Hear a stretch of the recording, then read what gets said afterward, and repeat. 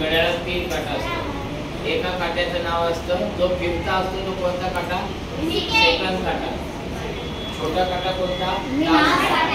आणि मोठा काटा हा मिनिट दाखवतो. बरोबर. आता सेकंड काटा, तास काटा, मिनिट काटा. हा छोटा येतो तास काटा. किती वाजले? 12 वाजले. किती वाजले? 12:05. 12 वाजून 5 मिनिटं झाली. 12:15. 12:15 झाले.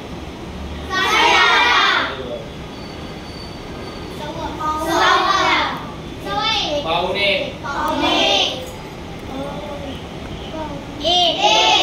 1 वाजता. म्हणजे तुम्हाला वेळ ओळखता येईल ना. 1 वाजता, 2 वाजता, 3 वाजता, 4 वाजले, 5 वाजले, 6 वाजले. एका तासाचे मिनिट किती असतात?